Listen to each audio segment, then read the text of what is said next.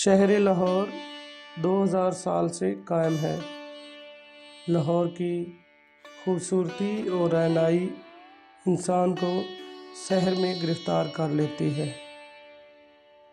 لاہور کی گلیوں، سڑکوں اور عمارات میں جگہ جگہ تاریخ بکھری پڑی ہے۔ لاہور کا شاہی قلعہ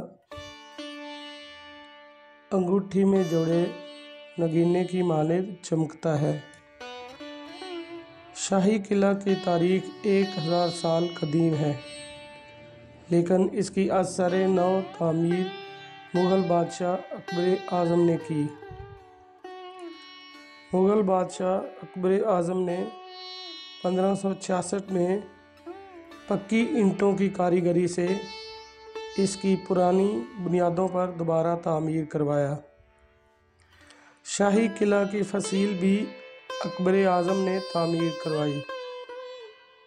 شنید ہے کہ دریائے راوی 1849 تک شاہی قلعہ کے دیوار کے ساتھ بہتا تھا۔ کسی بھی قلعہ کی حفاظت کے لیے فصیل بنیادی حیثیت رکھتی ہے۔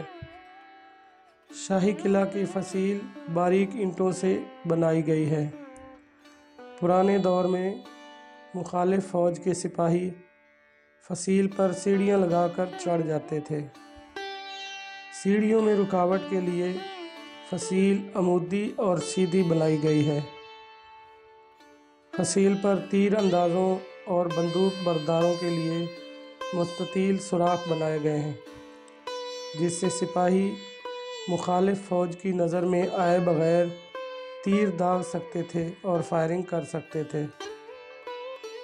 قلعہ کی فصیل کے ساتھ 7 فٹ نیچے 10 فٹ اونچا رستہ بھی ہے، جس پر سپاہی گولہ بارود، گرم تیل، تیر کمان اور بندوقیں رکھتے تھے۔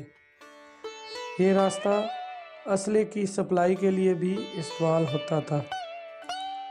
فصیل پر گنبد نما چوکیاں بنی ہیں، جن میں ہوا کی آمد و رفت کے لیے سوراخ ہیں۔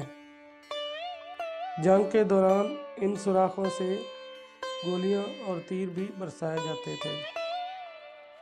فصیل قلعہ سے کافی فاصلے پر بنائی گئی ہے۔